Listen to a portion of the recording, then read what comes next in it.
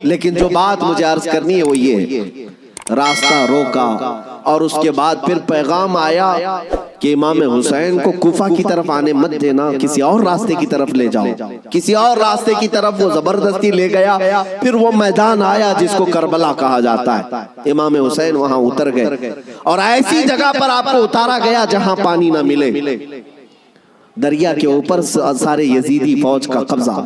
اب سنیے، محرم کا مہینہ ہے، 7ویں آ گئی، 8ویں آ گئی، اس کے بعد یہ صلح مصالحت کی بھی باتیں چلتی رہی۔ امام حسین نے پیغام بھیجا تھا عبید اللہ ابن زیاد کو، 3 آپشن دیے تھے، کوئی قبول کر لو، لیکن وہ ظالم آپ کے خون کے در پہ تھے، مانے نہیں۔ 4000 کا لشکر دے کر بھیجا، پھر اس کے بعد تقریباً 15000 کا لشکر دے کر بھیجے، 15000 یا 16000 کا لشکر دے کر دوبارہ بھیجے۔ اب یہ 9ویں محرم آئی ہے، توجہ چاہتا ہوں، 22000 کا لشکر۔ امام حسین نے خطبہ دیا کہ میں تمہارے پاس جنگ کرنے کی نیت سے نہیں آیا، تم میری عظمت نہیں جانتے، میں فاطمہ زہرا کا بیٹا ہوں، حیدر کرار کا نور نظر ہوں، رسول اللہ کا نواسا ہوں، میرے خون سے اپنے ہاتھ رنگین نہ کرو، ان پر کوئی بات اثر نہ کرے۔ اس کے بعد حر بن یزید جو 1000 کا لشکر لے کر سب سے پہلے راستہ روکنے آیا تھا، وہ یزیدیوں کے پاس آیا اور کہا ان کی ایک بات تو مان لو، وہ جنگ کرنے نہیں آئے، اگر وہ صلح چاہتے ہیں تو ختم کر دیتے معاملہ۔ لیکن یزیدی فوج کے جو بڑے سپہ سالار تھے، عمرو بن سعد یا شمر، ان لوگوں نے کہا اے حر، تجھے مصالحت کرنے کے لیے نہیں بھیجا گیا ہے، تجھے فوجی بنا کر بھیجا گیا ہے، لڑنا ہے تو ہمارے ساتھ لڑو ورنہ یہاں سے دفع ہو جاؤ۔ فوج کے بڑے سپہ سالاروں نے حر بن یزید کی بات نہیں مانی تو سنو، پورے مجمع میں وہی حر جو یزید کا سپہ سالار تھا اعلان کرتا ہے تمہاری سپہ سالاری تمہیں مبارک ہو، میں حسین کے خیمے میں جاتا ہوں۔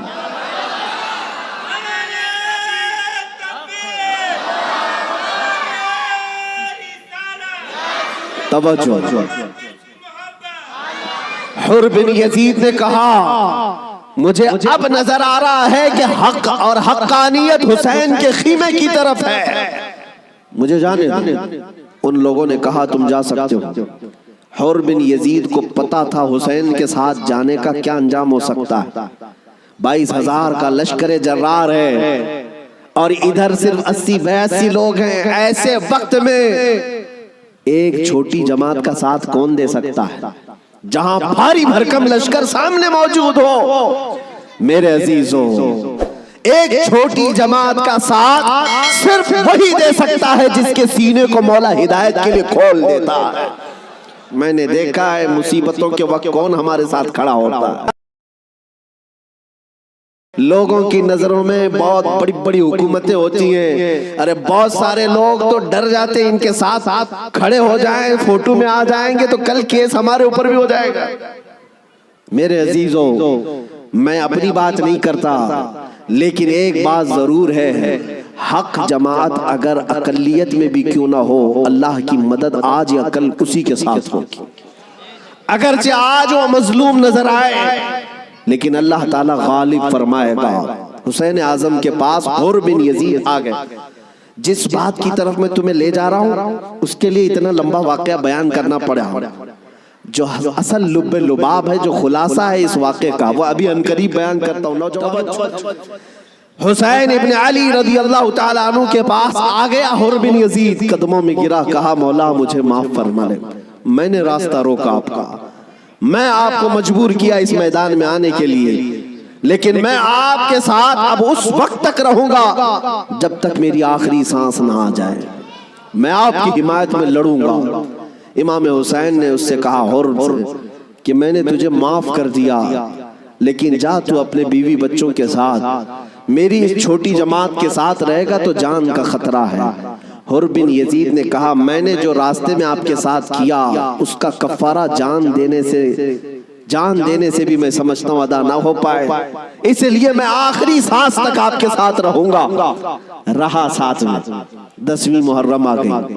اب جو بیان کرنا ہے توجہ سے، جانتے ہیں صبح نکارہ بجا، طبل بجے، ادھر جنگ کی ابتدا ہوئی۔ یزیدیوں کی طرف سے عمرو بن سعد نے پہلا تیر چلایا اور اعلان کیا کہ ہم حسین ابن علی کے ساتھ جنگ شروع کر چکے ہیں۔ جنگ جب شروع ہو گئی، امام حسین رضی اللہ تعالیٰ عنہ کے اہل بیت کو کسی نے اترنے نہیں دیا، جو آپ کے ساتھی تھے، جو آپ کے ساتھ آئے ہوئے تھے، جو اہل بیت سے نہیں تھے۔ 5 صحابی رسول بھی ہیں مولا حسین کے ساتھ، صحابی رسول بھی تھے، وہ جب تک ساتھی رہے خاندان حسین سے ایک کو بھی میدان میں آنے نہیں دے۔ اور جانتے ہیں اس میدان کربلا میں پہلے اترنے والا کون تھا؟ وہی حر بن یزید، اور کس کی جانب سے؟ امام حسین کی طرف سے۔ ایک بات مولا قدیر و جبار کی تمہیں سمجھنا پڑے گا، اگر وہ ہدایت دینے پر آئے تو کفر کی طاغوتی طاقتوں میں سے بھی کسی کو ہدایت دے کر کے اس کو پاسبان اسلام، اور کبھی گمراہ کرنے پر آئے تو کعبہ کے قریب رہ کر کے بھی کوئی گمراہ ہو سکتا ہے۔ ہاں، یہ بات سمجھ کر کے چلو، جب مولا تعالیٰ ہدایت دیتا ہے، ہم نے یہاں پر بھی دیکھا ہے کہ بابری مسجد کو شہید کرنے والے آتنکی بہت سارے تھے، لیکن ہم نے برسوں بعد ایک شخص کا نام سنا تھا کہ وہ دائرہ اسلام میں آیا اور نمازی بھی بنا، پابند بھی بنا، داڑھی بھی رکھا، بلکہ تبلیغ اسلام بھی کرتا رہا، تبلیغ اسلام بھی کرتا رہا۔ اور وہ یہ کہتا رہا، ایک زمانہ وہ تھا جب میں ہتھوڑا لے کر کے گنبد کو توڑ رہا تھا، لیکن آج ایک زمانہ یہ ہے کہ میری پیشانی ہر جگہ سجدہ الہی کے لیے جھک جایا کرتی۔ مولا جس کو جہاں سے چاہے ہدایت عطا فرمائے۔ حر بن یزید امام حسین کی طرف سے پہلے میدان میں اترنے والے۔ اب میں آتا ہوں اسی بات پر جس کے لیے میں اتنا لمبا واقعہ آپ کو سنایا۔ مقابلہ دو بدو تھا، ایک کے بعد دیگرے مقابلہ تھا۔ حر بن یزید جب گھوڑے پر سوار ہو کر مقابلے کے لیے آیا تو یزیدیوں کی طرف سے پہلوان آتے رہے، سپاہی آتے رہے، مقابلہ کرتے رہے۔ یہ تنہا حر بن یزید کا مقابلہ صبح سے لے کر کے دوپہر تک چلتا رہا۔ باقی بہت سارے مقابلے ہوئے، تھوڑی تھوڑی دیر کے بعد سب جام شہادت نوش کرتے رہے، یہ زوال کے بعد۔ لیکن حر بن یزید کا مقابلہ صبح سے چلتا رہا۔ اور میں نے جب تاریخ میں یہ بات پڑھی تو مجھے حیرت ہوئی کہ تنہا حر بن یزید اکیلے گھوڑے پر آیا، اور یزیدیوں سے گھنٹوں کے مقابلے کے بعد جن لوگوں کو حر بن یزید نے مارا تھا ان کی لاشیں گنی گئی تو 120 لاشیں پڑی تھی۔